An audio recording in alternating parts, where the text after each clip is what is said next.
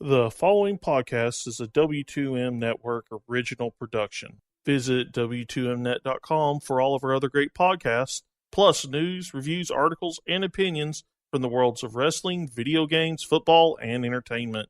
What time is it?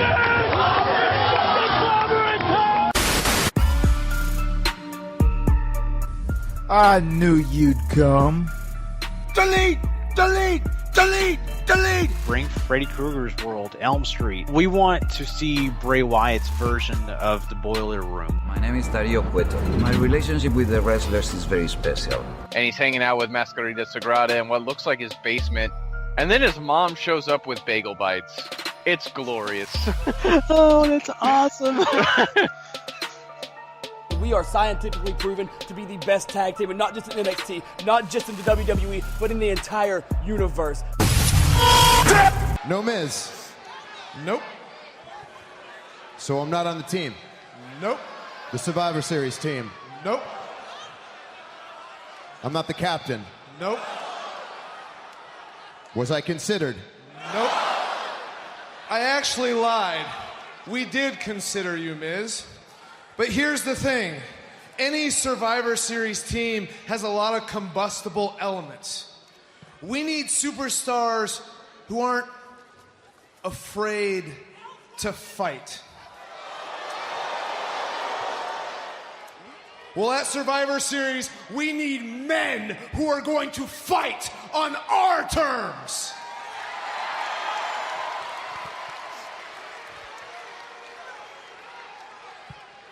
Our terms?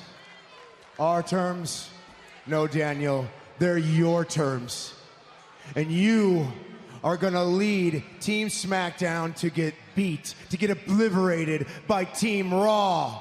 You need people to fight. You think I'm scared to fight? I'm not scared to fight. You're scared to fight.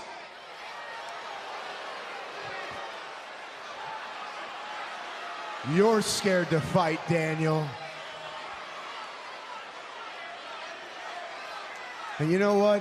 You're not good at your job. As a matter of fact, you're not good at anything anymore. So why don't you go back to doing what you do best, moping around John Cena's house on Total Bellas.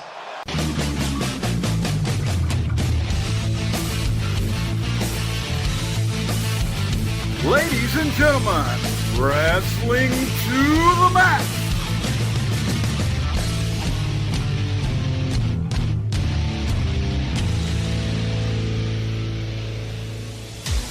And your hosts, Gary Vaughn, Sean Garmer, and Paul Vieser.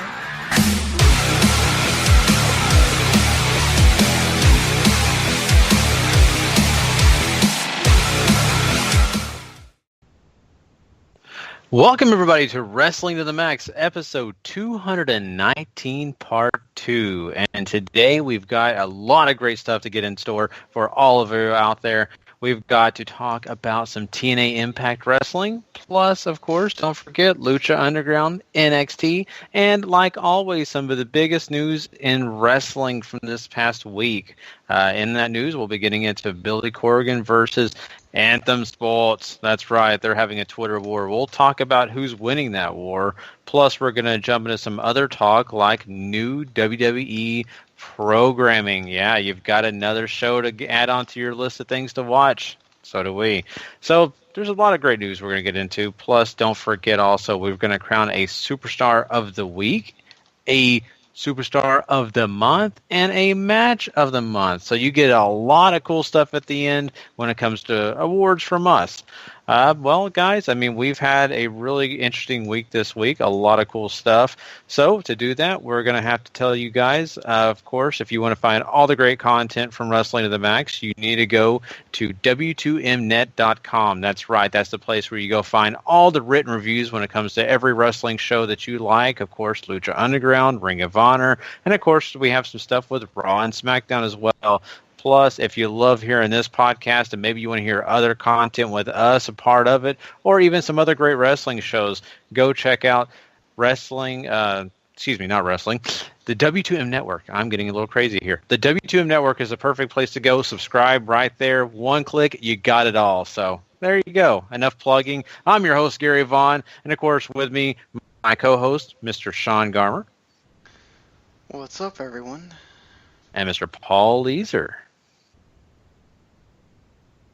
If Paul Leeser's here with us, hopefully he is. So, I don't hear him right now. Hopefully he... Oh, man, please don't tell me we're going to have a repeat of SmackDown. There's Paul. I'm getting a new mic. He was probably talking, and none of us heard him. That's okay. If you missed SmackDown, you missed, like, halfway through, Paul just... his mic just goes crazy.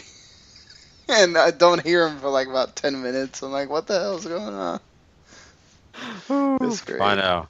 It's, one of these days, guys, we will have everything clicking in the right way. Most of the time, I'm the one who has all the technical issues. Finally, Paul gets some of them. Thank God that Sean doesn't, though, because Sean produces the show, and if he did, the show would just go out and down we the just toilet. had So, one of your thank first God. skips of the evening, so...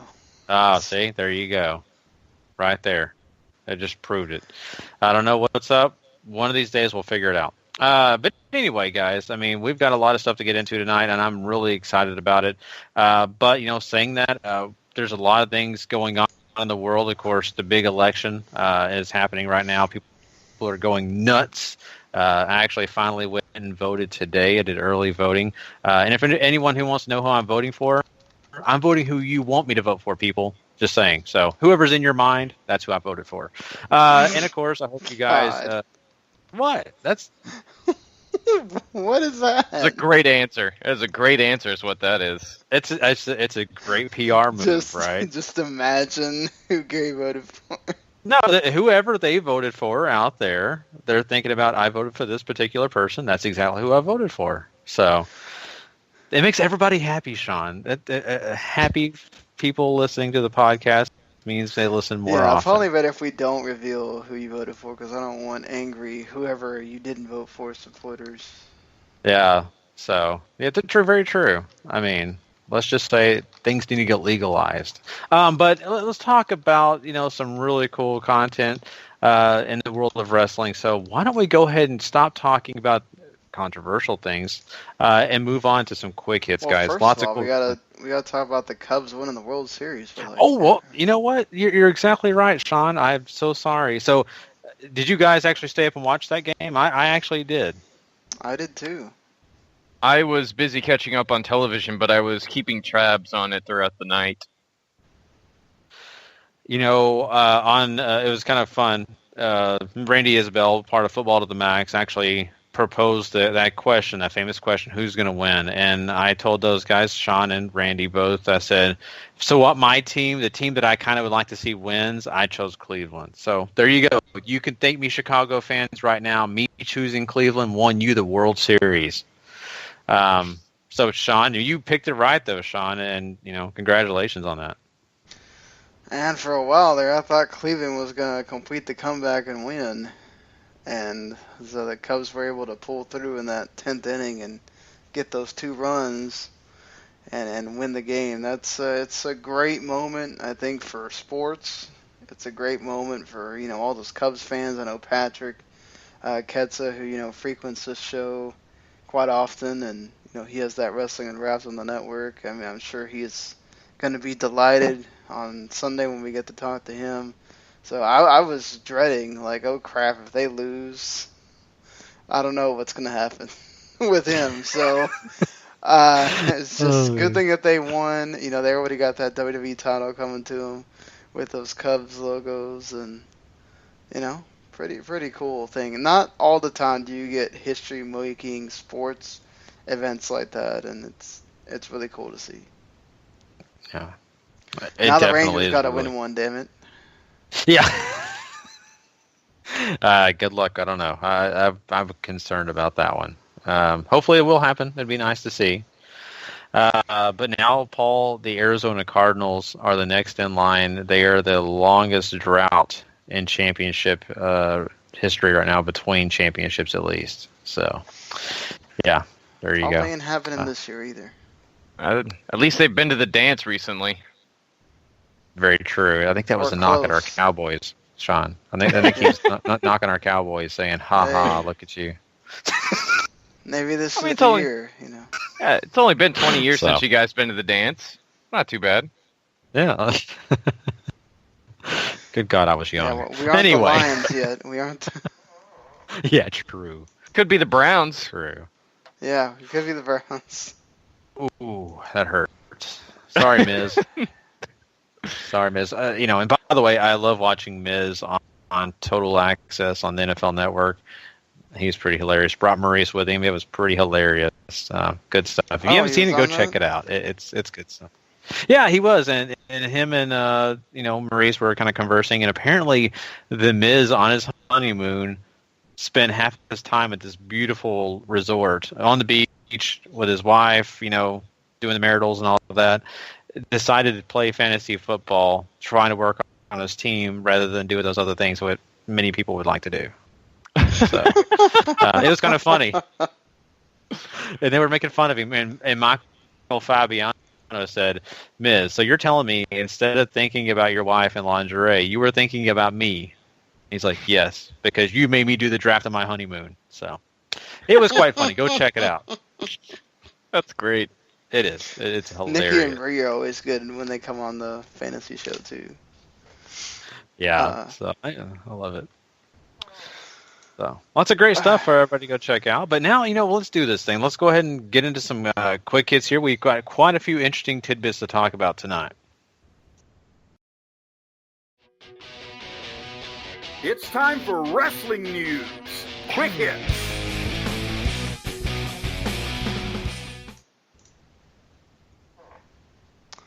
All right.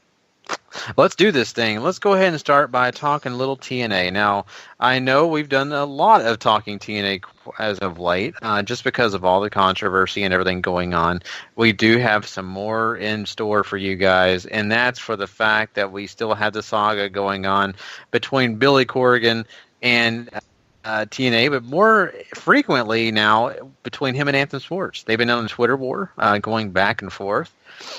And this is an interesting battle, because we do have Anthem Sports actually, making a deal with TNA, and this is a credit agreement that is going to offer TNA a more stable situation. Now, it's not perfect, but this is going to be more stability for the company, and they actually get quite a bit of ownership here. I think it's like 80% of this company, with Billy Corgan pretty much ousted.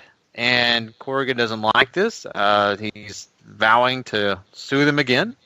And this is just a war that I'm not sure when it's going to end, guys. Very interesting stuff. What do you think about this whole saga? It's turned into the knockdown, drag-out fight that we all thought it was going to turn into after the first lawsuit. And, it's Billy still says he hasn't been paid yet. They're saying they're going to pay him. They're officially late now on paying him, so if that legal recompense that he can pull on them actually has weight, TNA might be in for a rocky ride. Yeah, this is it turned ugly on this Twitter thing. It's so stupid too. It's just like, so Fight Network's talking about their solid plan for Impact Wrestling and all this stuff, and then Corgan comes in. Fact, TNA supposedly was supposed to pay me 2 days ago, and they swore in front of a judge, and they asked yesterday to get the money together, and they still haven't paid me, so they lied again, and they're using time as a weapon, and I'm going to explore all my remedies and go after 36% equity. And then Fight Network comes back. We reject Mr. Corrigan's social media comments today. We're going to pay him. And Corrigan's like, this is a terrible way to start our future relationship with lying. And, oh man, this is just, and then Fight Network's getting angry because they're making this public, and then he's like, well, you're the first one that's making it public. Oh, this is just, this is Twitter gold, but it's just so dumb. It's ridiculous for the fact that you've got people, grown adults, And especially being people who consider themselves professionals and executives in a fashion, doing this in public, it's quite silly, and I get it. Yes, this kind of gets your side of the story aired out there by using a public forum like Twitter. But man, it looks so childish, and it's almost embarrassing if you ask me. But this is kind of the way things have kind of turned now. We're seeing athletes do this. We're seeing people in all sorts of different positions, politics, all these other things, use Twitter, Facebook, any kind of social media platform to do these type things. But still, it doesn't take away from how stupid it does look, honestly. Yeah, I mean, really, it just, I mean, you hope this ends soon, but it's not gonna. It's just not gonna go away anytime soon. We're probably gonna keep talking about this well into next year, it feels like. Oh, that's terrible. Just awful. I don't want to talk about it anymore. But, I mean, let's be honest. It sucks, and we're going to keep everybody up to date. That's why we keep doing it's an ongoing saga. We'll have something new next week. That'll be a little bit different turn on the story. You'll hear about Dixie Carter, doing something crazy. Then we'll have to talk about that. And then Billy Corgan will slap somebody in the face. That'll be the next thing. It's going to be crazy, and I'm sure it'll be entertaining, but sad. Let's talk about something that's really cool, though.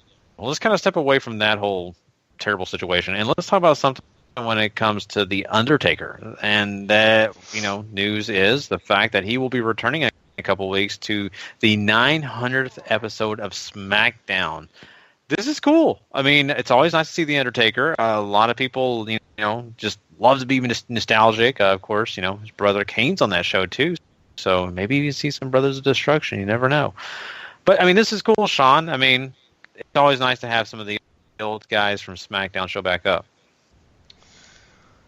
It's going to be cool to see him. My only problem is once you see him, that means we're probably going to have the whole, is he going to have a WrestleMania match? Is he not? Who's it going to be against? All this stuff. There's already been rumors going around that if this match with Brock goes well, that they're planning on Goldberg and Undertaker, which I guess is fine. But it's another let's have part-timers match. And I guess we ought to just stop complaining about this WrestleMania. It's what they do, but I don't know. I wish it could be just, okay, he's doing this as I was on SmackDown for years with the old brand split, and that's why I'm here, but I just feel like it's going to lead to something else eventually down the line. Yeah, if this is being built for something, that's great. If it's just a one-off appearance, that's okay for now. I mean, we know he's probably going to do this next WrestleMania, and it's time to be over, I think, and hopefully this is the start of that, of feeling like it's going to be over. I hate saying that because it's terrible. It's bad for us to say, and I'm sure we all get. If you're there at the show, it is exciting to see it and see him do that whole thing at WrestleMania.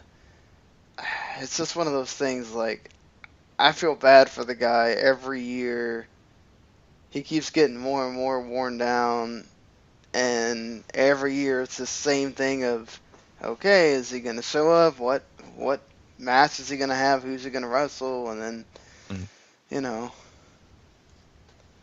It's weird to be in that position. In the last, the 3 WrestleManias that I've been to, I've only been to WrestleManias where one of the big draws was Undertaker's having this big match.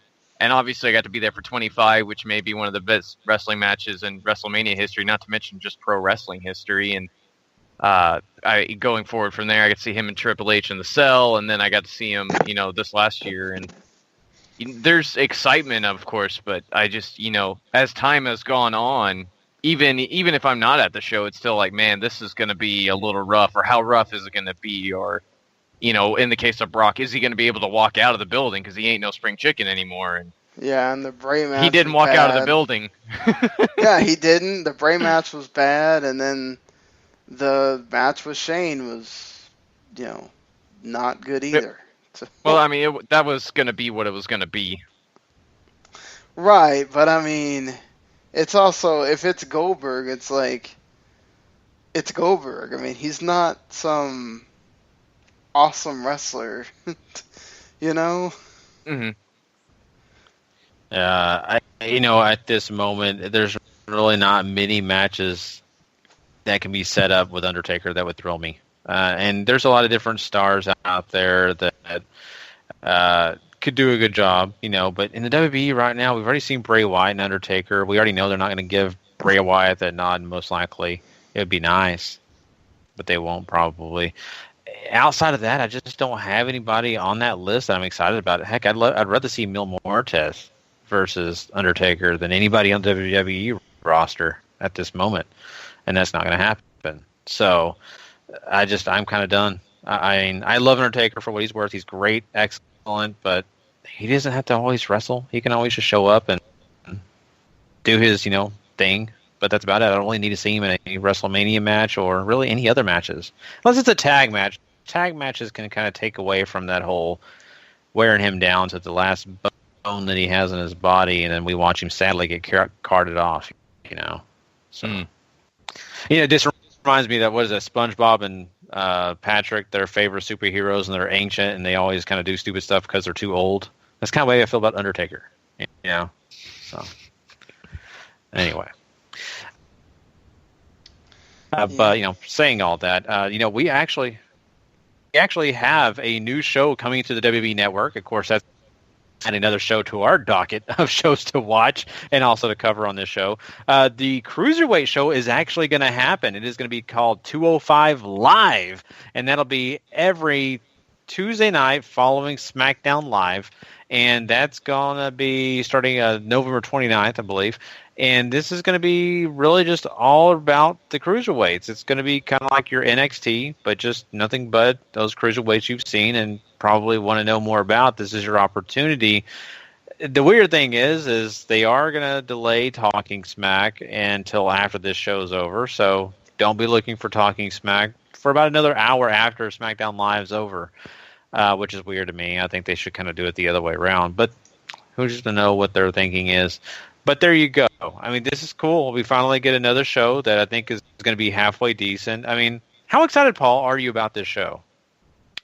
I'm actually kind of excited. I want to see what they can do outside of Raw. If we get more of that Cruiserweight Classic feel, or if it's just more of the same. I don't know if it's still going to be the Raw guys booking this out, or seeing as it's going to be on Tuesday, maybe it's the SmackDown team who gets a turn with them, or what have you. But I kind of hope this is a middle ground to maybe just moving them there exclusively.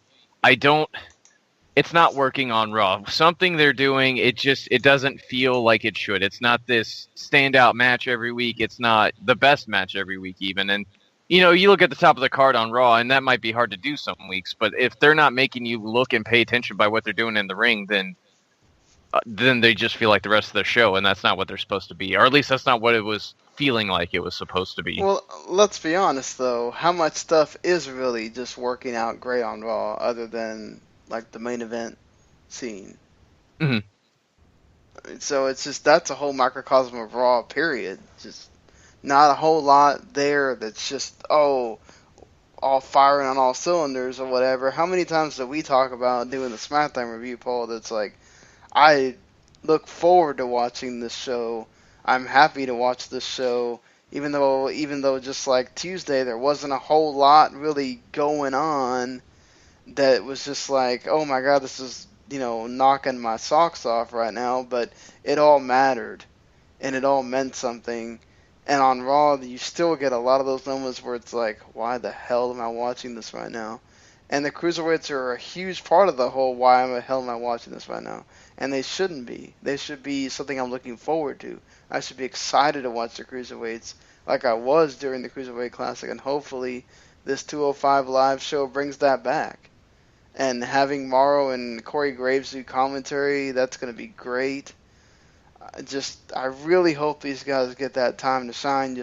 It sucks knowing that it's being taped after main event, before SmackDown, so it's like, what kind of crowd are you going to get for these shows?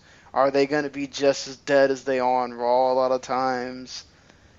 And the crowd was a huge factor at times during the cruiserweight shows, especially the further along it got when they really got in tune with those guys. So, are you going to have that same atmosphere at the end of the day? And then how is that going to affect SmackDown too? Because if you have some of these, if the crowd is kind of gassed by some of these matches, are they going to start moving that show around where they tape it, because it might start affecting how the crowd reacts during SmackDown? Yeah. Yeah, I mean, I wouldn't be surprised if they eventually, like, maybe moving to Full Sail is a better idea and keeping it there. I don't know. But they want to obviously keep them in front of these bigger crowds and build their names up for these casual fans and everybody else who's going to these shows. So this is certainly one way to go about it. And I really hope this show is just a giant knockout success for them, though. These guys who are in this division absolutely deserve all the success in the world. Yeah, I think so too. I really like a lot of these guys, and I hope that they are able to use this platform to their best advantage and really showcase not only what talent they have, but also showcase their personalities. And that way, when people do watch this show and then they watch Monday Night Raw, they really feel like they know these guys and they get more invested.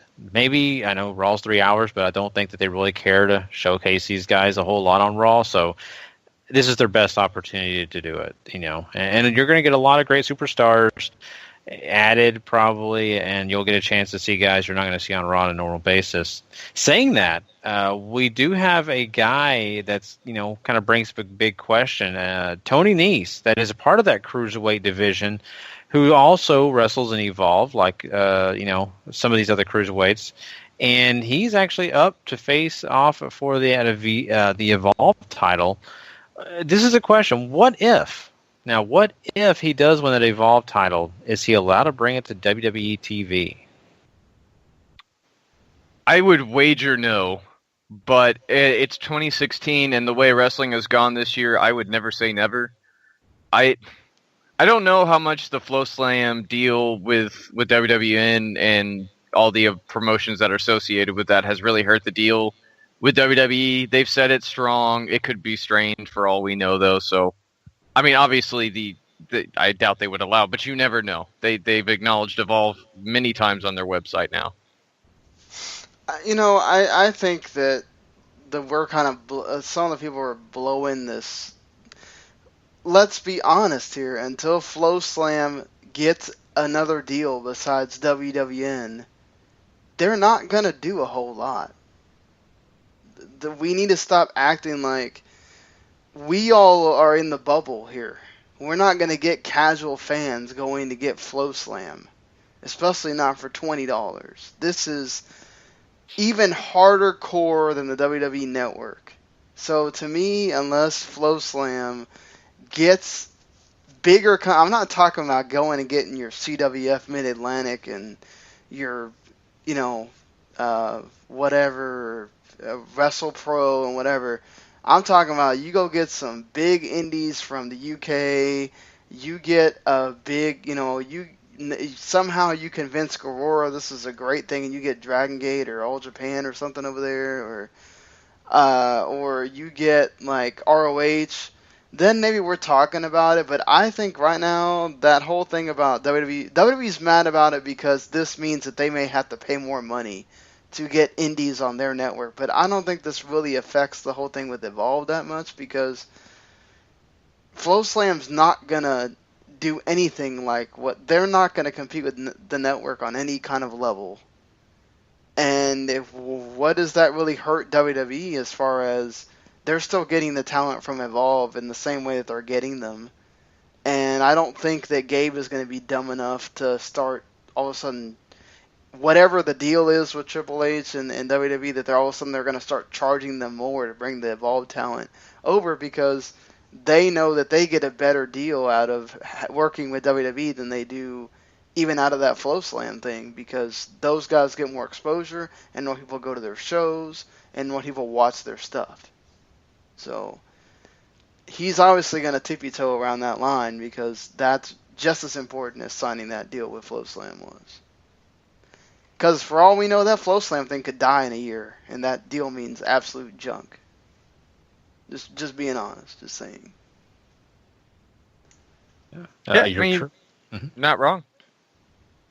And, it's going to be interesting. And, what's going to be taking place in the future with all that is going to affect the superstars as well. And so I'm really curious to see how it all shakes out. I love the idea of, Evolve working closely with WB and all the different partnerships. To me, it's one of the best things about wrestling is you have all the crossover situations. And, WB, it's nice that they do allow in some form of fashion, which they used to be completely against that. So let's go ahead and move on, though, to something else that's going on at WB. They are going to be doing a women's tournament coming up pretty soon here, and that'll be in early 2017. Now, we've been looking forward to this because we had, of course, the Cruiserweight Classic, and this has been kind of rumored. Now you're finding out it's actually going to happen. We've actually already had some female wrestlers out there mention that they want to be a part of this women's tournament, like Angelina Love. So I don't know, guys. I mean, this tournament's going to be really cool. I'm looking forward to it. I mean, do you expect any of these other people like Angelina Love a part of it?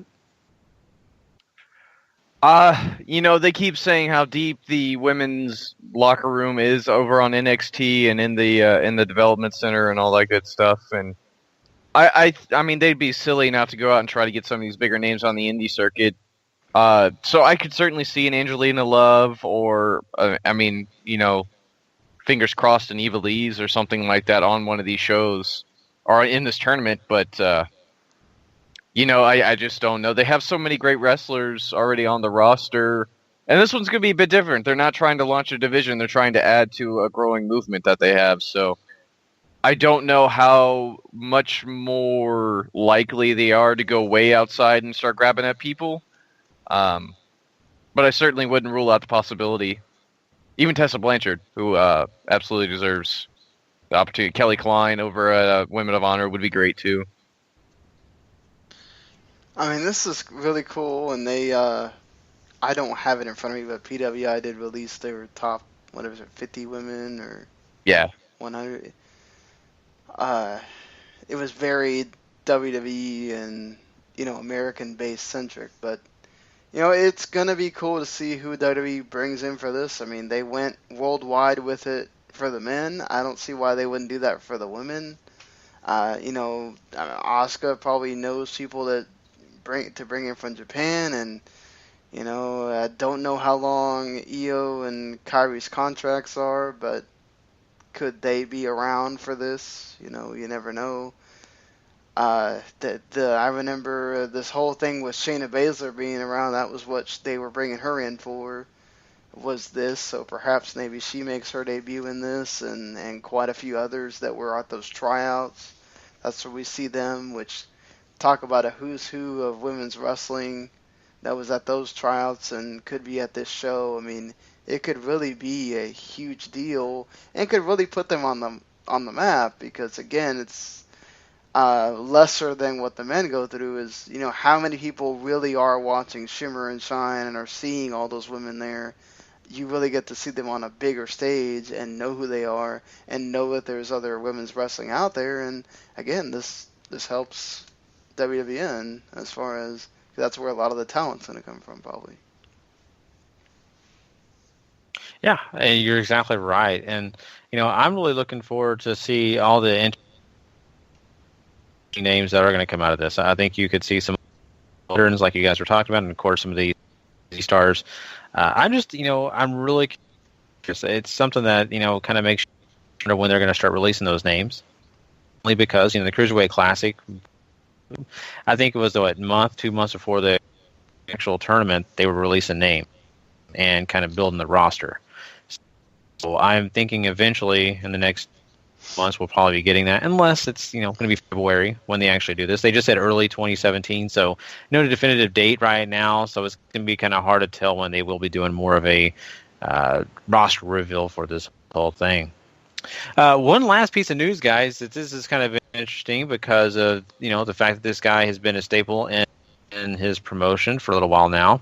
ACH is not going to sign a new deal with Ring of Honor. That's very interesting, Paul. Yeah, I mean, he's had troubles apparently with the way they've been doing things, and at times it's hard to really argue with him because he was super hot for a long time, and they sort of dilly-dallied around with him and what have you. And now he's gone off and done very well in Japan. He's come back a better worker. I certainly hope he re-signs with Ring of Honor, but I mean, there are certainly plenty of other places I'm sure that would love to have him too. I'm looking at you, Lucha Underground. I mean, I think certainly NXT would be a big thing for him. He could fit into that cruiserweight thing pretty easily if they want him for that. Lucha Underground would be great for him as well. Just, I don't know that this is one of those I think TNA necessarily doesn't work with him because I wouldn't want to see him get stuck in the X division. But yeah, I mean, he could keep going. He could go to New Japan and just sign with New Japan on his own.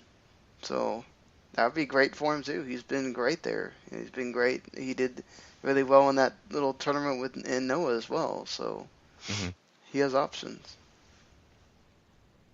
I mean, he's in the final of the Junior Tag League right now too. I think they're gonna win, honestly. This deal makes me question about whether they will or not, but they are facing Roppongi Vice, and they have a whole story going around that. It doesn't make any sense for Roppongi Vice to make it all the way to Wrestle Kingdom and then you're gonna break them. Like, why wouldn't you have that be like an undercard match at Wrestle Kingdom or something? Yeah, that is very interesting. I don't know why they wouldn't do that as well. But that wraps up our news for this evening. We do need to go back to TNA for a second. Okay, go ahead. What's the news? TNA lost their England TV deal. Oh yeah, thank you. Oh man, that's a big deal. I mean, they give us information on that. They had Anthem Sports take them over. So Anthem Sports now owns 85% of TNA. Aerolux owns 10%. Dixie owns 5% of TNA. So she owns nothing.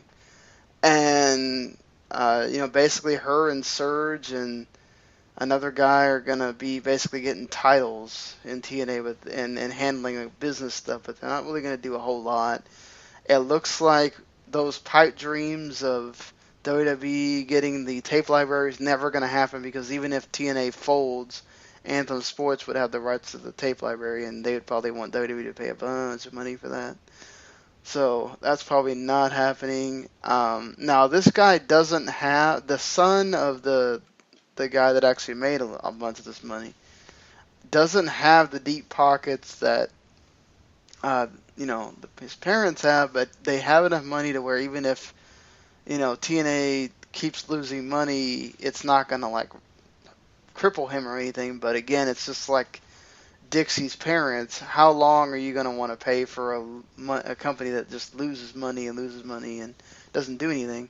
And now, especially after you lose $1 million or $1.5 million that you were getting constantly from Challenge TV, now you've only got the India deal, and then you're getting nothing from Pop TV. So basically, you're living off that India deal, which is like $5 million that you're getting in. And that's kind of it. So, hopefully whatever Anthem's doing, their plan to get TNA going again, knowing that they don't have to worry about having money for tapings and everything every time. So that's good that TNA is going to be, I guess, balanced and level. But losing a big TV deal is not a good thing for TNA.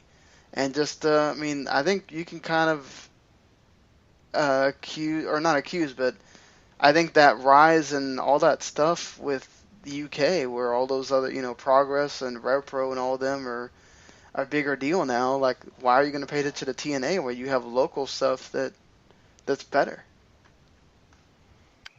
Yeah, I mean, if those guys get a TV deal, that'll be a really big deal, especially for a scene that's very quickly come back to life and is generating a lot of buzz, not only in England, Scotland, Ireland, the whole UK, but worldwide even. These guys, these big stars over there, Zack Sabre, Marty Scurll, Mark Haskins, these guys are taking over the world. Will Ospreay is probably the best example, but they're taking over the world right now, and it's really cool to see that. And I mean, it absolutely sucks for TNA to lose this deal.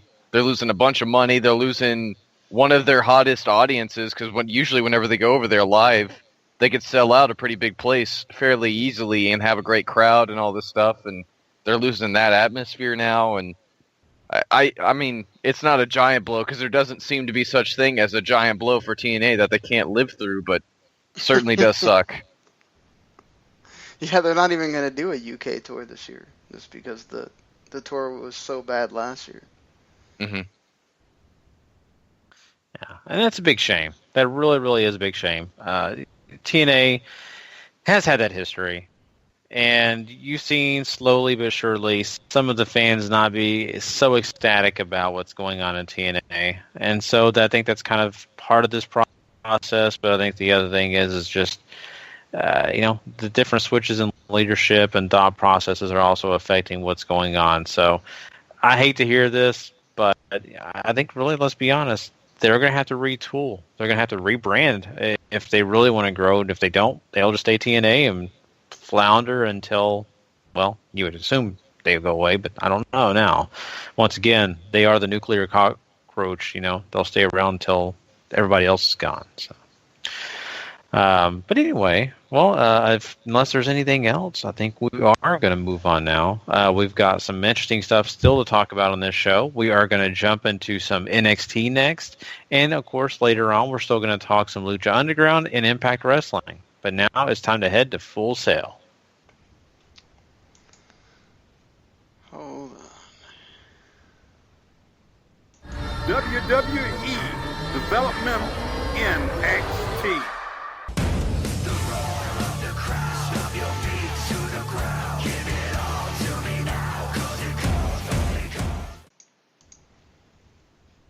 Alright, so NXT this week was all Dusty Rhodes Tag Team Classic.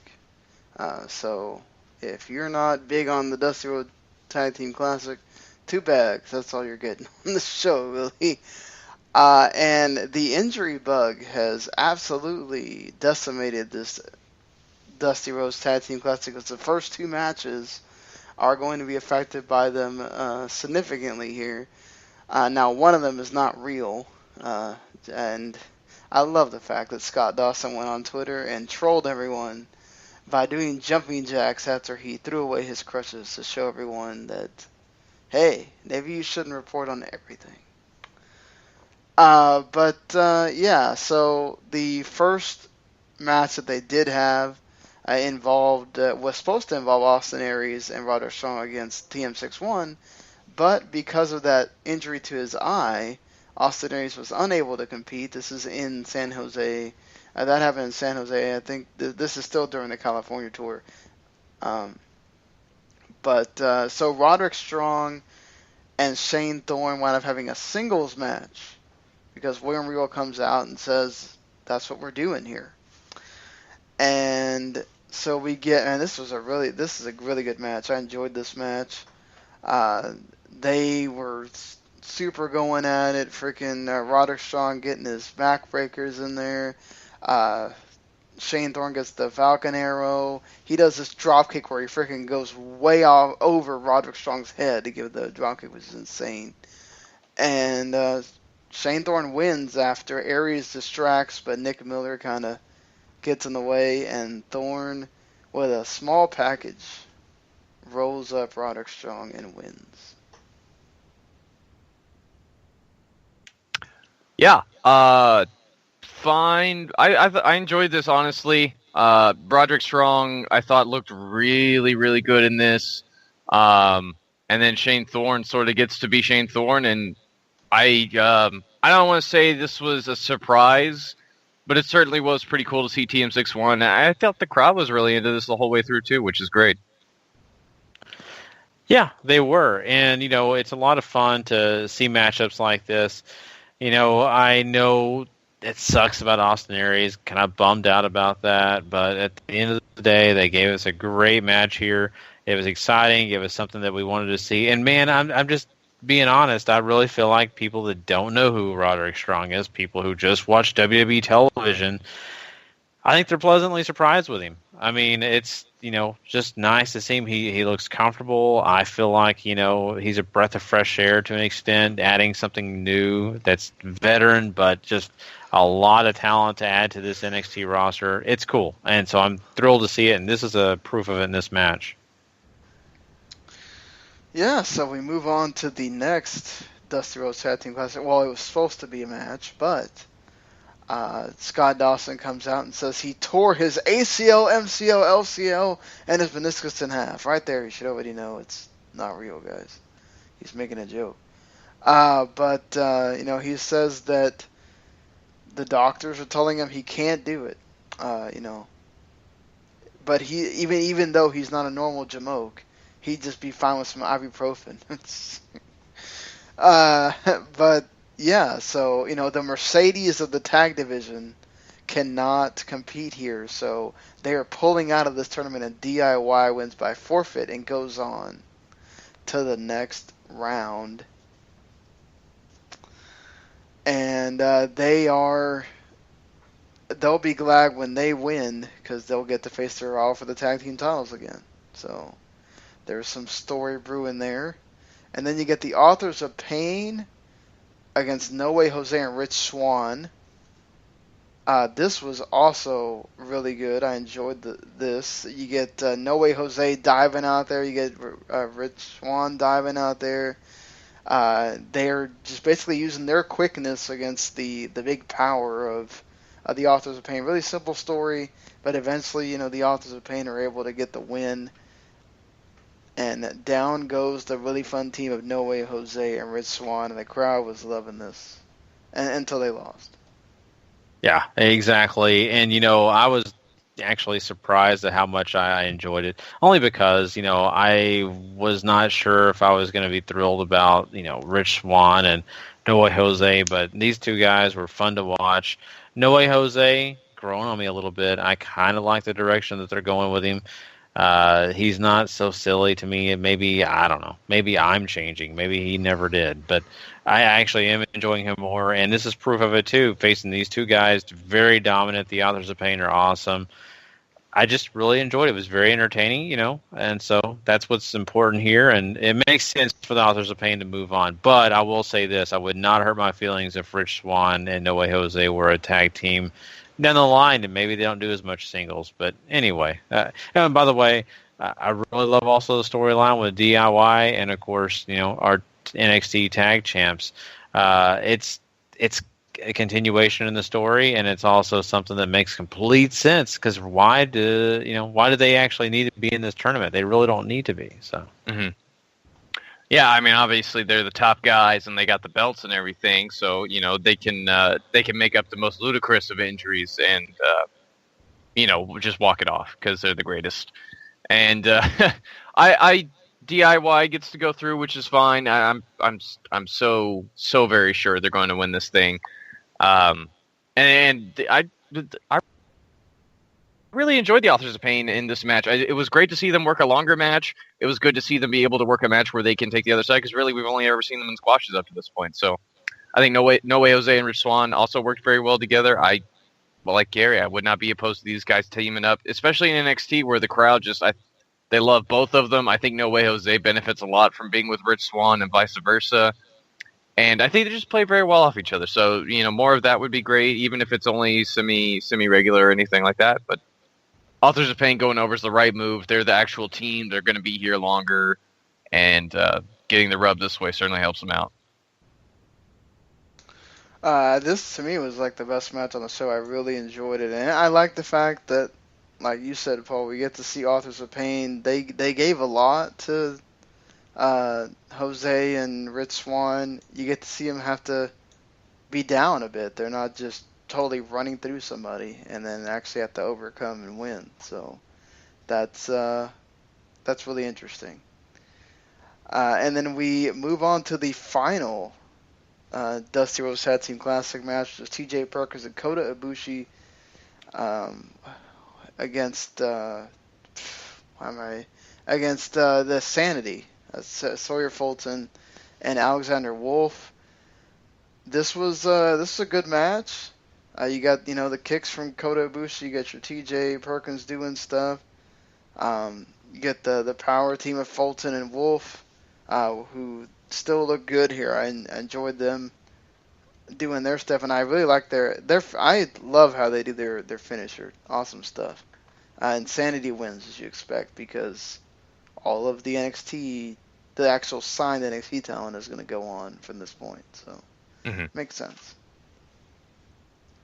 Yeah, and I mean, Sanity's the new hot deal in NXT. They got these guys clicking and working towards something big. These are the guys that I think might throw a whole wrench into everything that they got going on as far as the DIY side of the bracket. But, man, their entrance is still great. Like, I really enjoyed it. It's wild and crazy and fits exactly what I think they want them to be. So hats off there, too. Yeah, exactly. And, the whole thing with Sanity is going to have to get more in depth for me to be jumping on board. But I'll say this. I mean, they're showcasing that they're serious and that they're a team that you don't need to mess with. So that's the picture I got with the Authors of Pain earlier in this, this time frame that they've been a part of NXT. Now I'm getting that kind of a sanity here too. So.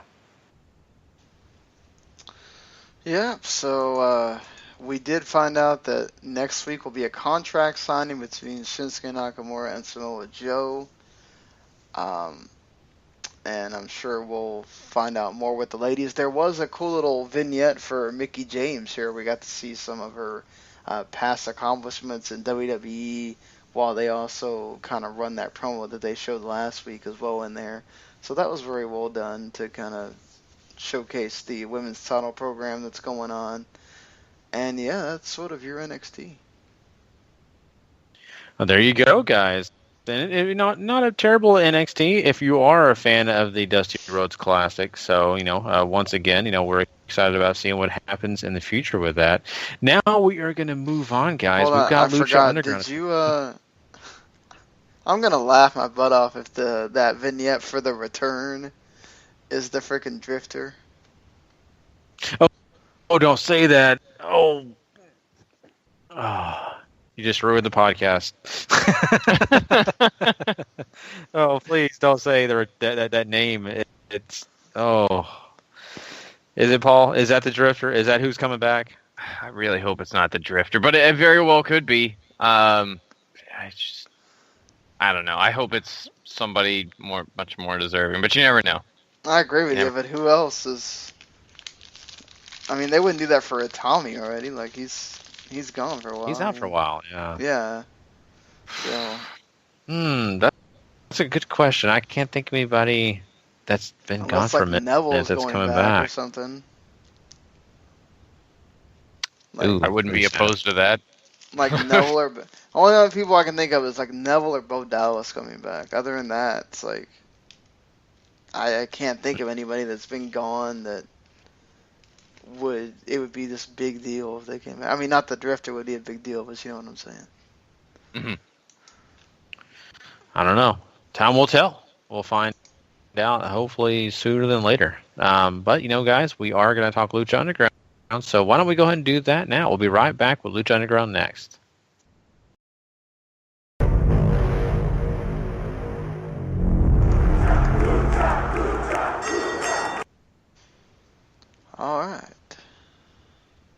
All righty. So Lucha Underground opens, of course, with the usual recap video. There's particular focus on Dario finding out from Joey Ryan that Cortez Castro is the undercover cop who's working against him, and Joey Ryan wants to work with Dario. And we get highlights of Chavo attacking Dragon Azteca and all the stuff that led up to their loser leaves Lucha match between Rey Mysterio and Chavo Guerrero, which is the main event. First, however, we get Dario's Dial of Doom. And he also, of course, hypes up Aztec Warfare 3, which is going to take place in 2 weeks, which I'm super excited about. And he gives the wheel a spin, and it lands on Dario's choice. So he goes through a couple guys, Rey Mysterio, Pentagon Dark, and says he's going to give a shot to somebody who shows up every week and is working on rehabbing his arm since it got broken by Pentagon Dark. And that is, of course, Cortez Castro. and he's just getting fed to the dogs here. He gets totally squashed by Matanza in about 2 minutes. Matanza breaks off the cast around his arm, so they're playing off that he rebroke the arm and everything. And post-match, Dario didn't know, says that he didn't know Cortez wasn't ready to fight just yet. Tells him to go home, rest under covers, and come back when you're ready, rat. Oh, that Dario guy.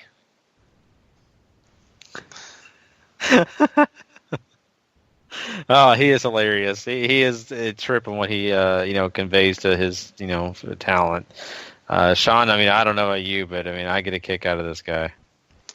Dario's great all the time. Doesn't matter what he's doing. Unfortunately, I really didn't get to watch Lucha Underground this week, but I know I'm not wrong in saying that anything with Dario is wonderful stuff. Oh, definitely. Yeah, I mean, we get a really great example of what makes Dario such a great authority figure, in that he's not just working against the faces. He hates everybody, and he's simply looking out for himself. And we'll see that again later on down the line in this show specifically. After he sort of tells Cortez off, him and Joey Ryan are laughing it up back in his office. Joey says that they'll talk later and leaves, and then Son of Havoc and Mascarita Sagrada walk in. Havoc speaks on Sagrada's behalf and says that he wants a match with Famous B. And Dario's like, dude, he's pretty much retired at this point. And Son of Havoc's like, dude, I just wrestled him 2 weeks ago. Like, come on now. And Dario concedes the point and says that if Son of Havoc can beat Dr. Wagner Jr. tonight, then they'll get the match, and they get to Son of Havoc and Mascarita get to pick the stipulation. If Dr. Wagner wins, however, Famous B and Dr. Wagner get to pick the stipulation for that match. They accept, and Dario makes short jokes, as they do throughout that entire segment, and I cringe a little because they're all so bad. And then we move on. Prince Puma's in the middle of the ring.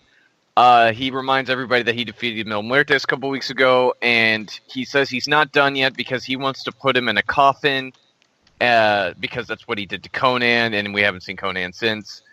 And he challenges him to grave consequences. The crowd lights up. Katrina shows up, accepts, and then Mil Muertes runs in a freaking pimp suit. It's totally awesome. They have themselves a little brawl, and nothing really gets settled, which is wonderful, and I'm so excited for that matchup. And then we get Dr. Wagner Jr. taking on Son of Havoc. Maybe about a 5 or 6 minute match that Son of Havoc wins with a shooting star press. I personally really enjoyed this match. It's a fun little sprint. I think you get to see a lot of good stuff from both guys here, though, and it, probably best to keep Wagner in that wheelhouse of short matches because you don't really want to show off how old that guy is. Ain't that the truth? Yeah, no, I mean, this is interesting, and, I like the fact that they are trying to, make those changes a little bit and kind of, play it smart. So they're doing a good job with that here. Absolutely, absolutely. And then after that, Son of Havoc and Sagrada get the microphone. Havoc says that Sagrada wants a Believers Backlash match and says that he wants fans to bring weapons to the arena so that he can use them to beat up Famous B. This is going to be great. It's pretty much a glorified fans bring the weapons match, which is a fun indie stip that never gets enough play in big leagues, if you ask me. But that's because people will bring the weirdest shit. So yeah, I mean, the thing is what can they really bring? I mean, I'm imagining, one of these guys getting hit with a Slurpee cup or something, which has happened in of course the indie circuit. So I do love this. I love the idea of it. It's always so interesting what people would bring. I mean, like me, I'd probably bring a toaster, or I may even bring a box of Eggo waffles just to see what the heck they would do with it. There's a great promotion up in Canada called Interspecies Wrestling that has done fans bring the Lego match before, where they surround the ring with different Lego contraptions. It's pretty glorious. Wow. That is amazing. Enough with fun lucha stipulations, though. We get another White Rabbit Tribe promo. The main guy who they've had doing the voiceovers and everything finally takes off the glasses, and it's Paul London, which is awesome. He's got a couple other guys with him, and they'll still be here soon, whenever that's going to be. And then we get to our main event. Chavo Guerrero takes on Rey Mysterio. Loser leaves Lucha forever. And man, this is actually a pretty decent match, despite both guys being where they are in 2016. They do a nice little fake finish here. Chavo Classic is sitting ringside in the front row. He ends up running in after about 10 minutes or so and hits Chavo Jr. with a chair to force the disqualification, and Rey Mysterio looks to be gone forever. Dario Cueto, however, comes out and says, "No, sir, that is not how we do things in my temple," especially whenever they start upping the violence game. So this match isn't over, and anything goes now, and the match is restarted, and Rey Mysterio comes out on top after a nice, the nice combo he likes to do. Hurricane Rana, 619, big splash. Sends Chavo packing from Lucha Underground forever. Not Lucha Underground's greatest match by any means, but certainly very nice. And the fans in the crowd totally bought into that false finish too, so hats off there. No, it's cool. And, these are the kind of matches that people get interested in because, the whole stipulation thing. And that's fine, and that's exciting. But, to have two guys that know each other really well always helps. We know Chavo and, of course, Ray know each other very, very well. And, of course, you add in Chavo Classic. It's just a interesting thing all the way around. And, I mean, honestly, we all knew Chavo was probably the guy that was going to lose, really. I mean, this is not the first time I think he's been ousted out of Lucha Underground, if I'm not wrong. I can't remember. Either that or he just didn't go very long. I think, I don't remember. Paul, remind me. I just know he's been around it, It wasn't a loser leaves Lucha or anything like that, but he certainly did have that period of time that he went into hiding whenever Mexico was coming after him for attacking Blue Demon and all those guys. Yes, you're right. That's what it was. Yeah, I mean, and that's after the match there. That's your Lucha Underground for the week. Yeah, very interesting, and one that I think people probably should go check out. I was very limited on getting a chance to watch this entire thing, but I think it's great, and sounds awesome to watch. Check out. Well, we have some more things to talk about tonight. Of course, we are about to do some TNA Impact talk, but before we do, I want to let you guys know we are also crowning a Superstar of the Week, a Match of the Month, and a Superstar of the Month tonight, so you don't want to miss that. And we'll be doing that after our next segment, which is Impact Wrestling. We'll be doing that next. And also previewing Power Struggle after we do. Oh, thank you. Yes. So here we go.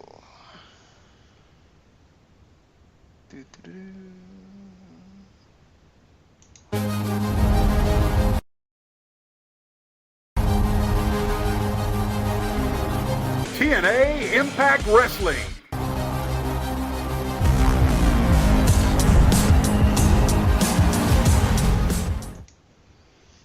Now you really have to wonder if they're going to replace this theme.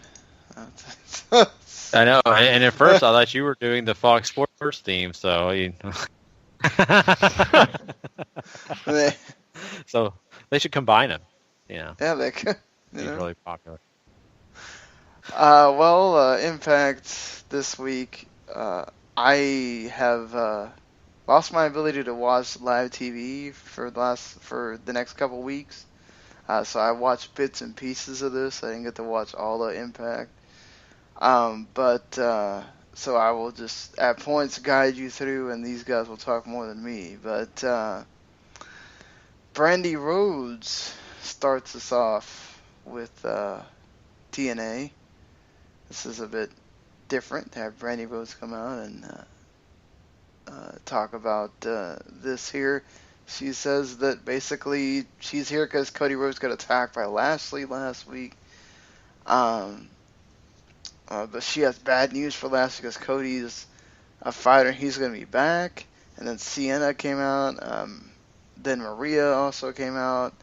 And Maria's like, well, Brandy, you're all alone. And, you can go home and take care of Cody, or you can come and swim with the Sharks. Basically, I guess Maria gives Brandy an opportunity to kind of join their squad, and Brandy decides to just brawl with Sienna instead, and Sienna got the AK-47 on Brandy, and that was it. Yeah, this was okay. It wasn't anything overly great. I mean, it's nice to see that Brandy can certainly handle her own on the mic. So she certainly does bring something to the game while she's still learning to wrestle. But honestly, I mean, this is going to end with a Brandy Rhodes Maria match, and that's not going to be good. That's putting it lightly, Paul. I was trying to. Yeah, it will not be good. I know you are, and it's something that you want to be nice about. But the real honest truth is we kind of saw it already, and now we saw it again. It's not ready, guys. She is still green. She still has a long way to go before she's actually ready to be in the ring. Cody, her husband, brings a lot of influence, and of course, the Rhodes name does too, so that helps her out. But that doesn't save her ability in the ring. I will say this, though. I think she did a pretty good job on the mic. I don't think it was great. It may not have been good, but it wasn't bad. It wasn't totally cringeworthy for me. I think at times she kind of held her own. You could kind of tell she's had practice because of her announcing days with WWE. But going back to the fact that there were some points that you could say she needs to kind of tighten it up a little bit, maybe put more emotion into some of the things that she was saying. So I did not have a problem with her coming out here and talking for the length that she did. I'm really concerned about that match. Really concerned. Yeah, that's not going to be very good at all here. So, they had a great video package of Eddie Edwards. I just want to note that. That was an awesome video package. But then we get Impact Grand Championship match, Aaron Rex and Jesse Goddard, where both the first rounds go to Jesse Goddard. He beats Mr. Aaron Rex pretty good, but within 54 seconds of the third round, Aaron Rex is able to get the pin, and he wins. Boy. I don't remember Aaron Rex being this boring, but maybe he just doesn't fit in TNA. He doesn't have that same character and ability to attract people to him without all of that, it feels like. Because now he's just guy trying to prove himself. He's not better than you, smug, scholarly man who can use all these great words and totally build up a character and a mystique around him.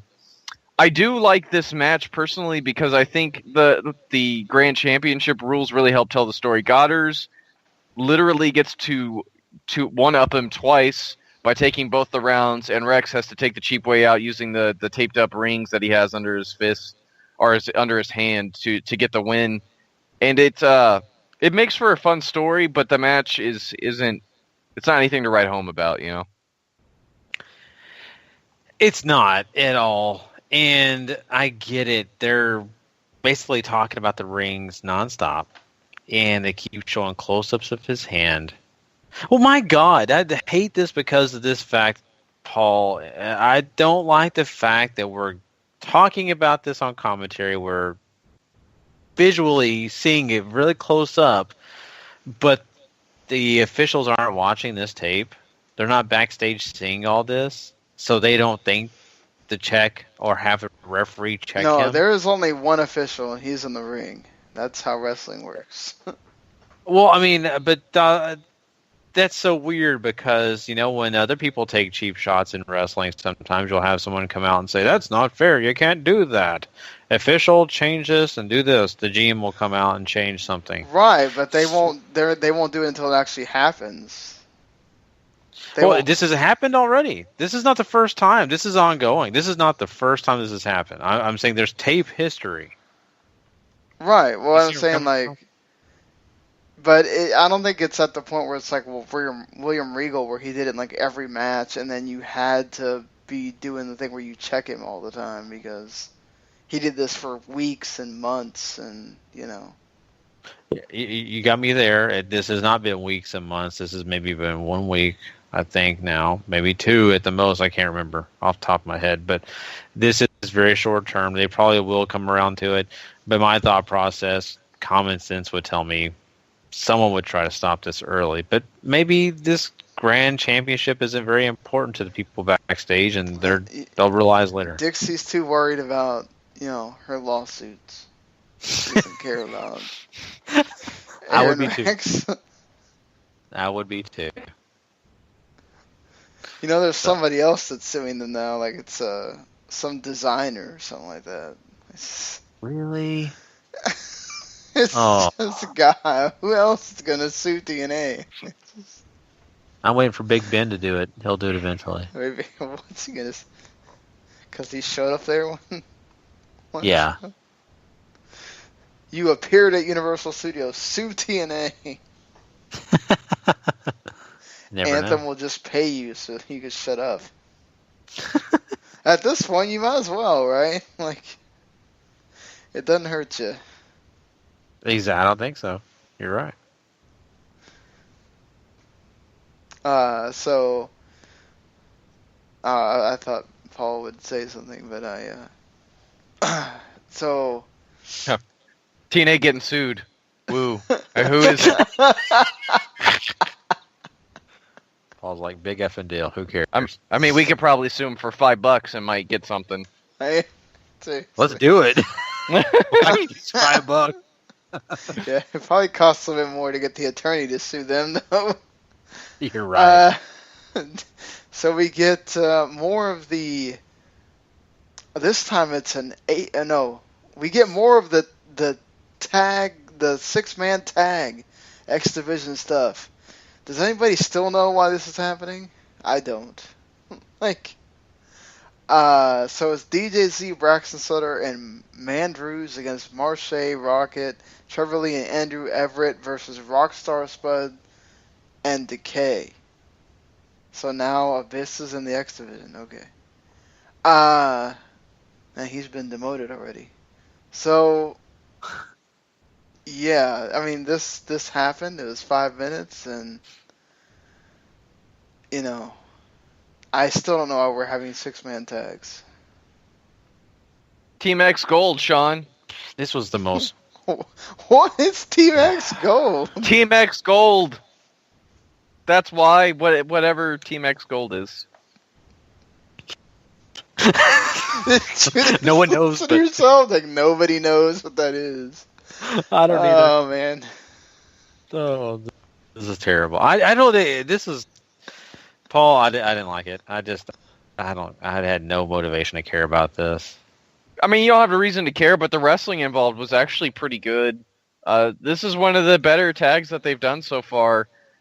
There seems to be a stricter rule enforcement because they ended up tossing out Crazy Steve and Abyss over something, it's because they wouldn't leave the ring or something like that, and the referee they weren't legal, and the referee tosses them out of the match. So if that's what Team X Gold is just 6-man tags with very strict rule enforcement, I don't see the point. But Team X Gold, guys. Yep, Team X Gold. So, yay! Hey, at least we get something actually entertaining after this. We get Broken Hardys against the Death Council. Is that what this is? Yeah. And we get, of course, the Broken Rebecca playing the piano, and Broken Matt's like, mass businessman, I knew you'd come. Mass businessman. So then we get this match, which lasts about less than 3 minutes, and then they just have this huge brawl with pre-taped segments in there too. Like, this is getting crazy. We even get Jeff Hardy smoking, and then they do that thing where you're trying to, like, you're putting the cigarette out, but you're putting it on somebody's head, which obviously is not really happening. And then Matt tried to unmask one of them, and it led to him getting knocked off the forklift. And you even get the Lake of Reincarnation coming in here and reincarnating Jeff Hardy. That's just the best part of TNA right here. You know what? I love this. This was fun. It was hilarious. It embodied everything I love about the Hardy situation. And, I was a little surprised. I really wasn't sure that they would do this. I thought this, whatever you want to call them, businessmen, if you want to call them that. I thought they were going to be more serious in this, and this just turned from these guys being kind of creepy, weird, tough people to comedy specials of the week. And I felt like they went into this whole Benny Hinn skit. But at the same time, I loved it. I had no problem with it. Now, does it help me like these masked businessmen? No, not really. It does kind of makes me think a little less of them in a way. They don't look so tough now. But I love the Hardy Boys. I love everything they're doing right now. So no matter what, I walked away with this being an A+ in my book. I really enjoyed this segment too. I thought the Death Count Council looked particularly strong and smart, even though they don't just have one mask on; they have multiples on. They kick Matt off the forklift and seem to cause him to have amnesia of some sort, because when Nero checks on him, he doesn't know who he is. So there's intrigue there. There's a lot of Grado in the back, whenever they're fighting in front of him, grabs a selfie, which I died of laughter from. Yeah. And this was a really, really fun segment. I'm interested in anything the Hardys are doing right now, and I think getting the Death Count Council involved with them, it just makes sense. If you have a new act, there's no way they get him more interesting than have him interact with your hottest act. No doubt. It's nothing about him. I still like the council. It's just I kind of look at it and say to myself, am I really scared of these guys now? And not as much as I was before. Like before, I was a little bit nervous about them. Now I'm not as creeped out. So that's just my only thing. I'm not really knocking it too badly. It kind of takes away some of the creep factor for me. That's fair. Yes, for sure. This was a great segment, and I like the. I mean, if you're falling from that far off the forklift, I hope you're getting something knocked loose there, because hitting that cement, that must not feel good at all. You know what I was terrified of really quickly? I was terrified that he was going to lose being broken. I really was. I thought that too. I mean, I'm sure there's going to be some big deal at the Hardy compound next week about the Lake of Reincarnation and everything, but I mean, maybe they do, because it's not like things are as airtight up inside that head of Matt Hardy's anyways. Let's be honest. Yeah, exactly. So, Dixie had to let us know on Twitter that there's now a Dummy Yeah shirt. So, if you want one of those, Jesus, go to TNA shop. Okay, I'm going to go right now. That's TNA. Let me type this in real quick. Yeah, Dummy. All right. Purchase. God help us all. Didn't 100 other people? Didn't 100 other people do it at the same time as I did? I just assumed. Maybe so. You never know. There is some real big dummies out there that would buy this shirt. Oh, anyway, EC3 comes out to basically, he calls out Eli Drake. They go back and forth. EC3 basically wants Eli Drake's Bound for Gold shot. And EC3 tries everything he can to get Eli Drake to fall for it. Eli Drake, however, is not a dummy. And he just says, you know what? Screw you, EC3. I'm just going to challenge whoever wins this main event tonight. Next week. And, yeah. Eli Drake, a smart man. I say, can you really blame him? I mean, honestly, and I think none of us could say we do.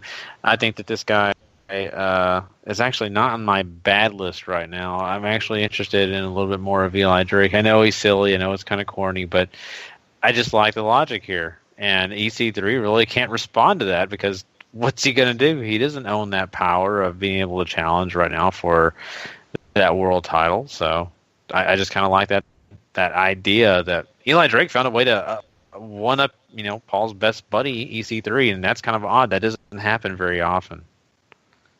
Yeah, I mean, this segment was good. I think EC3, has really found something, and maybe Eli Drake has just found something around himself, but these guys work very well together on the microphone, and hopefully that translates into the ring whenever the time comes. But EC3 looks desperate. He's trying to get back to where he was, and he's losing opportunities left and right to do so, and Eli Drake isn't a dummy. Yeah.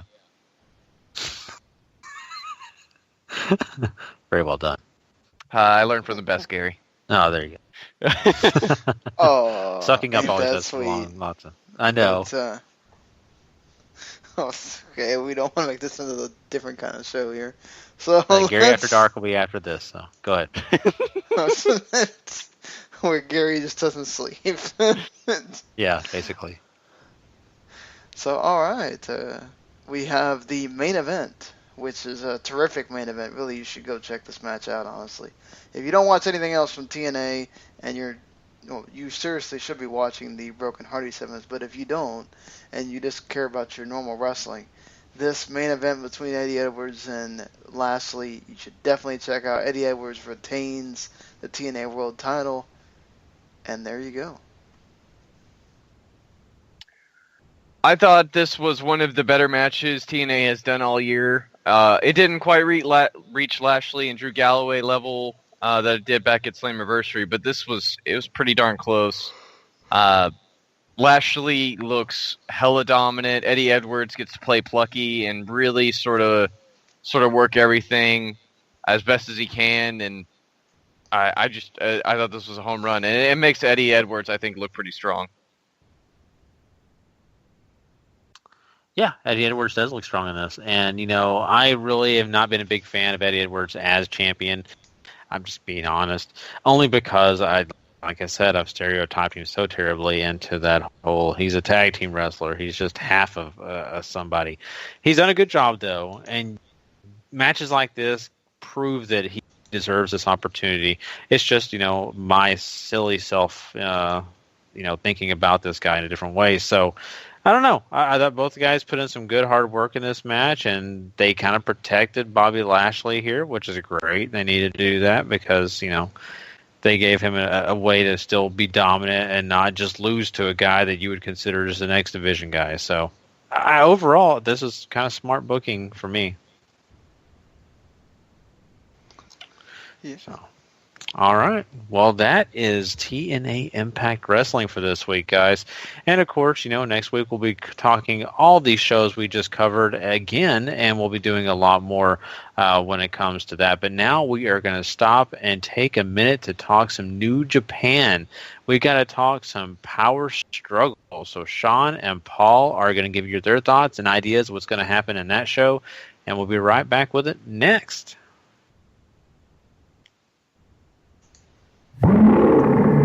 King of Sport. New Japan Pro Wrestling.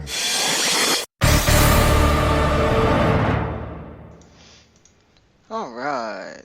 So we are here to talk about some New Japan Power Struggle that takes place on Saturday at 4 a.m. Eastern Time in the United States. So you can watch it on New Japan World Live if you'd like, or just wait till it's on demand. Before we actually get to talking about New Japan, our lovely friend Anthony DiPietro in the W2M group is Japanese, and he lives there, and he was able to translate a statement made by Mr. Uchida that now is the man in charge, or part of the group that is now in charge at Noah after the sale that we talked about on the Tuesday morning show. He says, "I'm nervous but happy to be here and hope that the locker room will have a new excitement." He says he hopes that with the problem of ownership being gone, the guys can just concentrate on putting on great shows, beginning with the Global League, which is their G1 that's happening. It already started as of yesterday. So he mentions not wanting to waste talent like Nakajima, Kitamiya, and Go Shiozaki. They say that they run too many shows in Tokyo and in that region, which yes they do. They run way too many Kurikan Hall shows, and they really need to run other places. And he says that they hope they can go to other regions. I'm not going to get specific like he does because a lot of people are not going to know what these regions mean at all. And he says, yeah, I do know that you need Tokyo for big shows, but I'm not going to alienate them. But they do need a tour. They're not going to become a showy company like New Japan but they do want to make a profit, and he thinks in 3 years they can become a serious player, and that this is not All Japan and Wrestle One like previous relationship. He hopes the New Japan relationship can continue, and he's open to negotiate if there's New Japan guys and Noah guys that want to fight each other. So, anything you want to say about this, Paul? I mean, really, for Noah, the New Japan relationship is, I think, what's going to keep him afloat while they try to find guys they want to build around. And they already have a good crop there. And seemingly, I'm not sold on Kitamiya, but Nakajima and Go Shiozaki are certainly two guys I think you build around. I'm sure this means Suzuki Gun will stick around for a little bit longer. But, I mean, I don't know where they go from here. I don't know if they need to make a deal like All Japan did with Big Japan so that they could bring in those guys to sort of help fill out rosters for him. And Big Japan I think that's really reinvigorated All Japan personally. So I don't know, there's like maybe a 0-1 or something like that where they can sort of bring in guys both for their junior and heavyweight division, because I think that's the most important thing is they need guys, and they need guys who they can make into stars. Yeah, and I mean, Japan's not really known for like rating talent, so this is going to be interesting to see how they can get these guys to fill out the roster, or if they just run smaller shows until they can fill out that roster. We'll have to see how they decide to handle this, but let's get into this New Japan Power Struggle card here. Of course, you're going to have your mid-card stuff, and then you're also going to have 4 title matches and that Super Junior Tag Tournament final. But so let's start at the beginning. You get Hiroyoshi Tenzan, Satoshi Kojima, Juice Robinson against Yuji Nagata, Manabu Nakanishi, and Teruaki Kanamitsu, the Young Lion. So you got a Young Lion on the team. I'm already going with Tenkoji and Juice here. I mean, Juice technically does count still as a Young Lion. He hasn't really been promoted or anything like that. I doubt he'll go on excursion, though, so it's going to be hard to figure out when exactly that promotion comes. God, Yuji on the other side makes this hard. I'll go with Tenkoji just because that's where I'm leaning, but I wouldn't be completely sold on maybe Nakanishi or Nagata making Juice look silly. It's so weird because it's just like Finley, where I don't know if they've officially been promoted, but I've never seen they didn't have Juice wear the black colors or anything like. He fills the Young Lion role, but it's he doesn't have to do everything that normally you have to do with the Young Lion, so it's weird in that way. Mm-hmm. Yeah, it's not like with Finley or Kanemitsu or any of these guys, so it's certainly interesting how they've gone about this with him. You get Liger, Tiger Mask, Ricochet, and David Finlay against Ryusuke Taguchi, Angel Dorado, Titan, and Fuego. So Taguchi and the CMLL trio. Is that who you're going with? Yeah, I'm gonna go with that. I'm gonna go with Taguchi and the CMLL guys. This is the standard losers bracket consolation 8-man tag from the tag league that they just had going on. I'm going to go with the Legends and Ricochet, just cause. Always a good thing when it comes to these tag matches because you really never know. Yeah.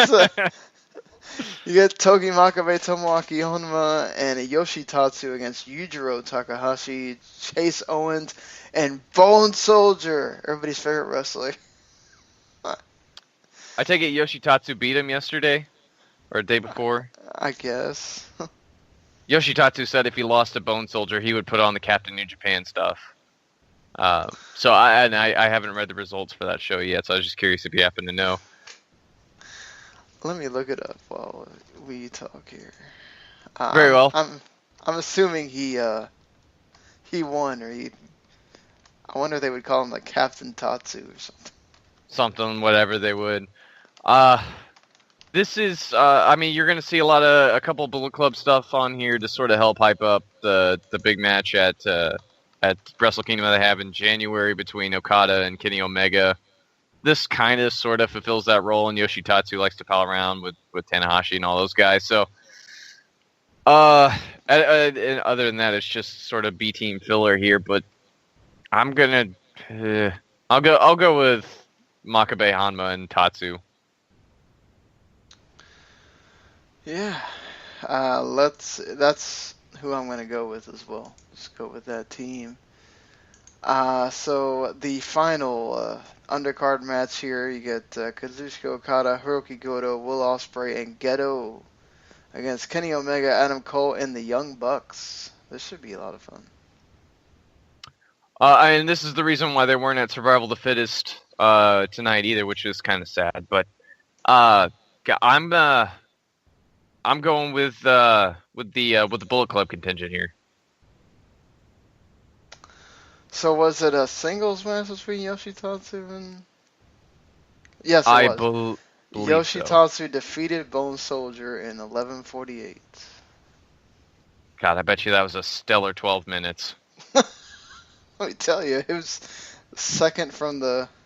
It was the fifth match on the card of 7 matches. Let me tell you how that probably went. But anyway, we move on to something that's going to be much better than that, I assure you.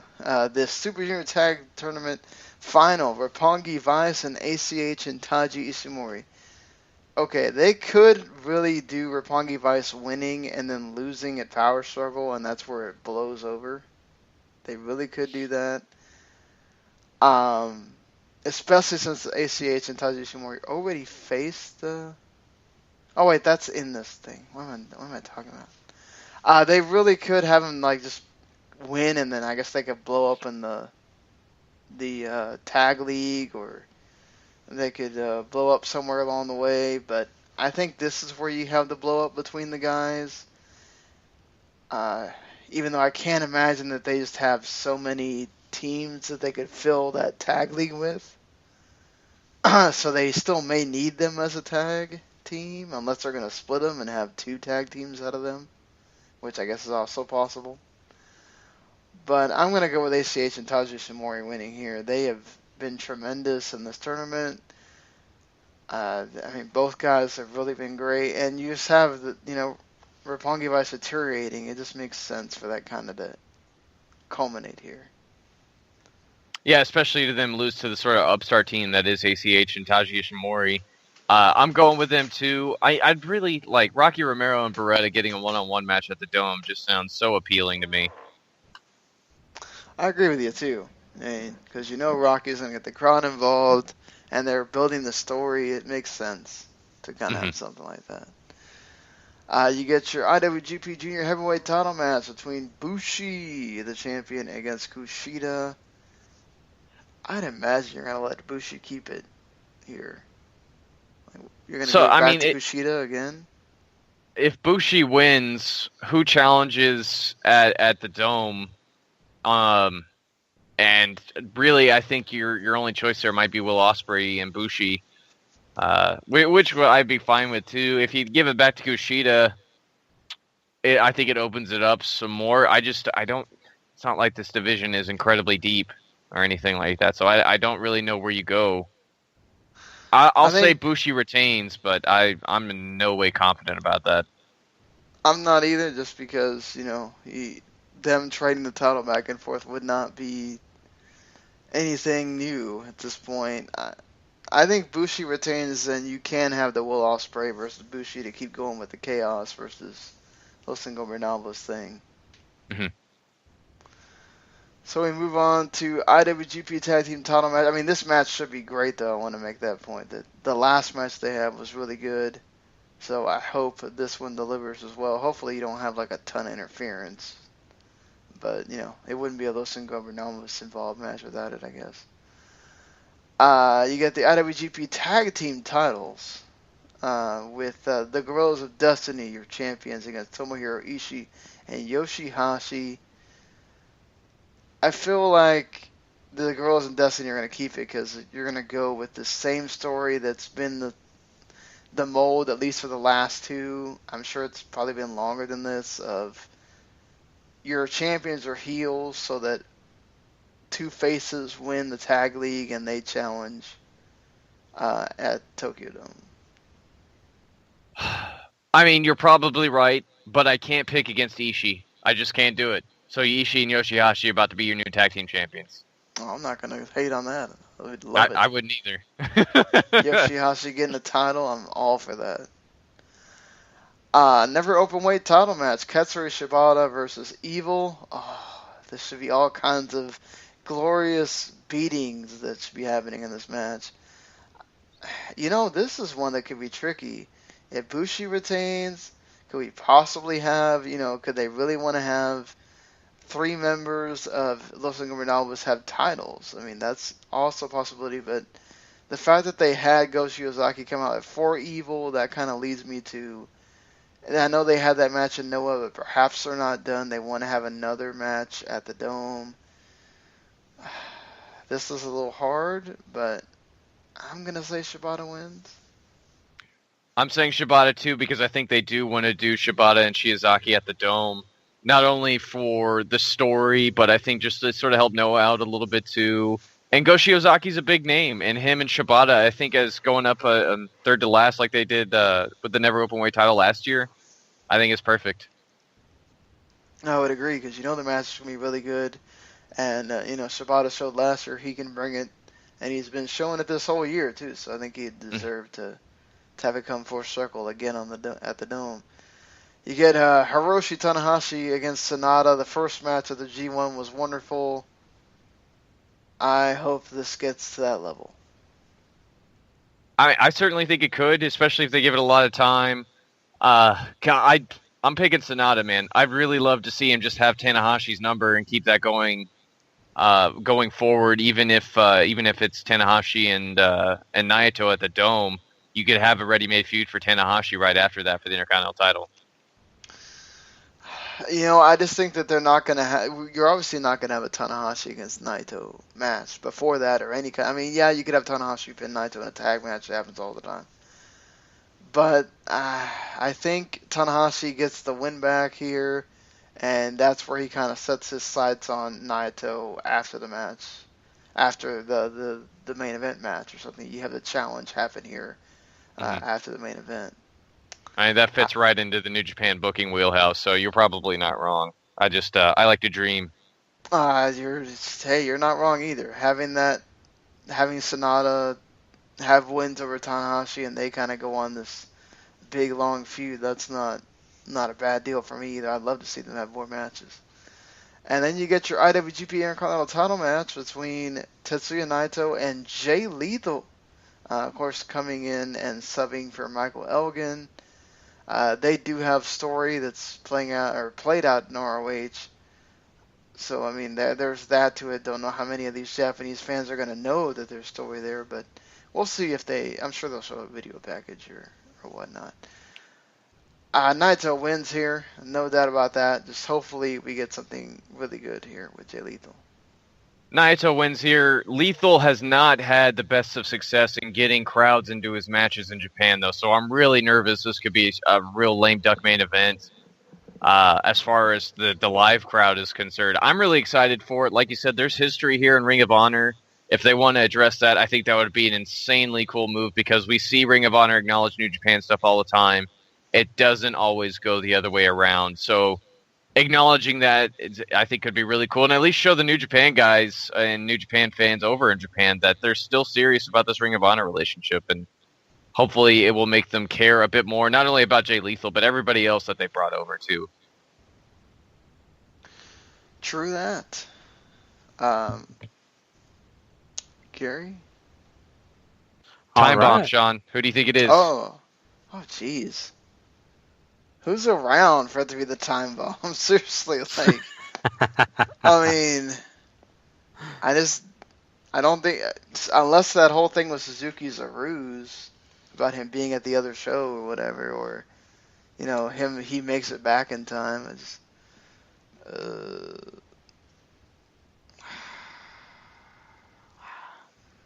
Tough spot, huh?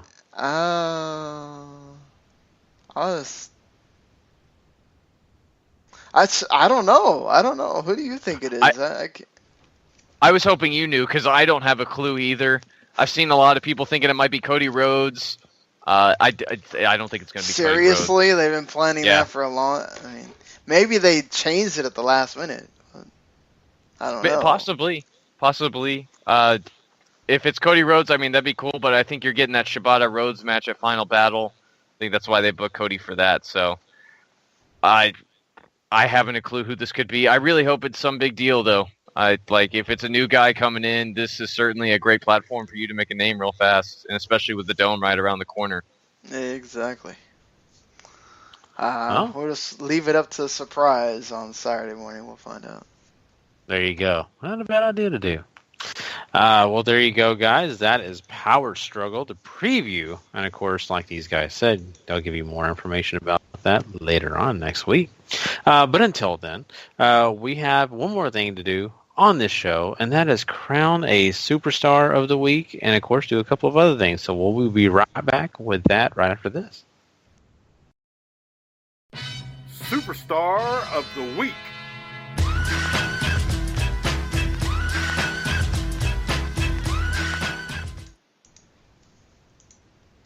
All right. Let's do this thing, guys. Okay, well, let's start out with Superstar of the Week first. And with 1 point, we got the New Day, who retained their Tag Team Championship belts.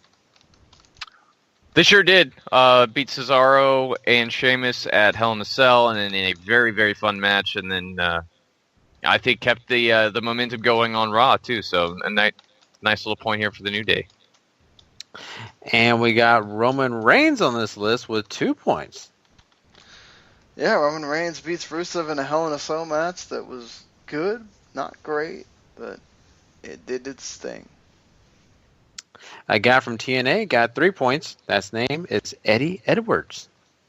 A really spectacular title defense against Lashley. Eddie Edwards really been doing a great job this month since they given the belt and an opportunity to really show everybody what he can do outside of X Division filler and Grand Championship rules shenanigans.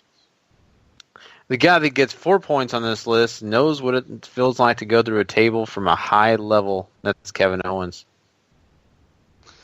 Yes, and freaking a great match on Hell in a Cell. I mean, borderline, you can kind of decide for yourself which one you think is the best, but man, this was a hell of a match.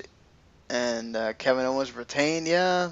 Maybe he didn't retain in quite the, cleanest of ways, but still did. And the person that gets 5 points and who will be crowned Superstar of this week for us, and they broke a glass ceiling, Charlotte. Yeah, I don't know how you couldn't really go with Charlotte after the performance her and Sasha turned in at the main event in Hell in a Cell. The first women's match inside Hell in a Cell. I mean, history was written for occasions like this, and it's for Wrestling to the Max 5 Points award. That's what that's for. Exactly.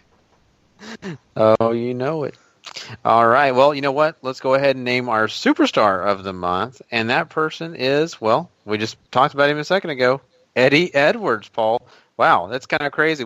I just never thought Eddie Edwards had that many points. He tied with Matanza.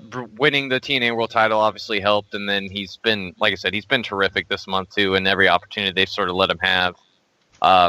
Him winning the belt and him having a 5-point winner instead of Matanza's 2 4s sort of gave him the edge here than in our books. So Eddie gets the extra 5 points going towards his total. So what's the overall? That is awesome. So all of that moved Eddie up to 22 points, which he's in a logjam with now with Kevin Owens and Roman Reigns, and that is 7th if I'm counting real fast here correctly. I am. Bobby Lashley is at 24, and then there's a bit of a gap, and then you get to Kenny Omega at 29, Matt Hardy's at 31, Drew Galloway has 1 point advantage over Matt at 32, Matanza is at 39, or Jeff Cobb if you've been watching him elsewhere, and we're killing kayfabe, and Jay Lethal high atop the leaderboard at 41 points. Jeez. There you go. Yeah, for sure. There are lots of interesting tidbits there for us all to know. And, of course, we will be in January, be giving you a complete total. So that's why we're keeping track. This year it's been amazing, and it's going to be very interesting to see who gains more points leading up to that month of January. And of course, now we have to name the match of the month. And to be honest, this is one that I have not had the opportunity to check out, but I am trusting Paul and Sean, who have both picked this match as the winner, and that is Okada versus Marufuji at King of Pro Wrestling. Gotcha. Yeah, a freaking great match. I mean, this was an amazing match. The close was freaking awesome. I mean, there was time. Look, you knew Okada was going to win this match, but there was several times where Fuji was getting out of something, and you're like, my God, he might win. Jeez, I mean, this was equally just as good as their G1 match. Yeah, equally, maybe a hair better just because of that finishing sequence, which was, as you mentioned, was absolutely incredible when Okada had to bust out the extra moves that Marufuji usually uses, plus some extra stuff from Noah's past to keep him down, plus the Rainmaker, and it gets added to an absolutely stellar who's list of terrific wrestling matches this year. That I don't know how you pick a match of the year out of all the ones we have on the list so far. It's incredible. Yeah, it's amazing that we have so many big candidates this year. And, sadly, there's going to be some matches that really deserve high praise who won't get close with all the great ones we've got on this list. So it's going to be interesting, and I can't wait to find out which ones are going to actually lead up to the best. But, that's our Superstar of the Week and so on for this week. And so we hope you guys have enjoyed our show this week. We'll have 2 more great shows for you coming next week. We'll be doing episode 220 and doing part 1, of course, for the Tuesday download. And, of course, the Friday download will be part 2. Also, don't forget, Raw Review, SmackDown Live Review will also be taking place next week, so those shows, you don't want to miss those as well. The best place and best way to get those shows, of course, W2M Network. Go subscribe. You'll get me your doc right away.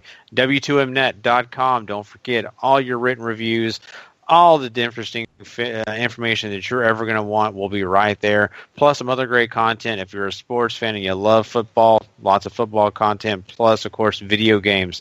So lots of great stuff coming your way. Sean, anything you want to let the people know before we get out of here?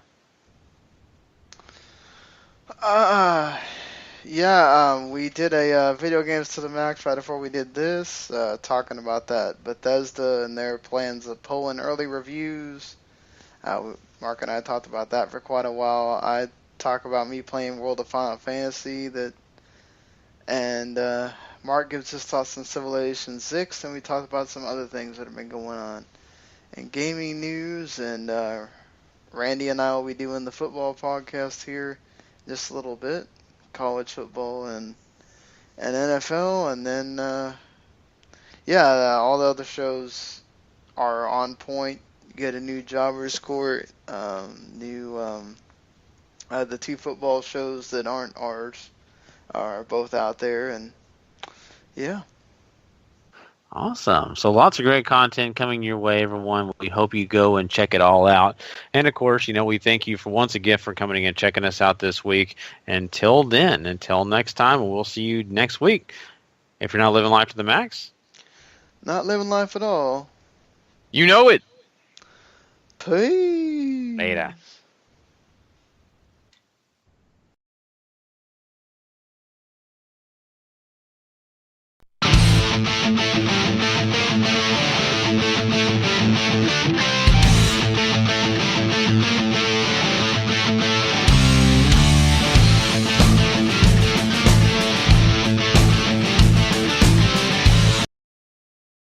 The following podcast is a W2M Network original production. Visit W2Mnet.com for all of our other great podcasts, plus news, reviews, articles, and opinions from the worlds of wrestling, video games, football, and entertainment.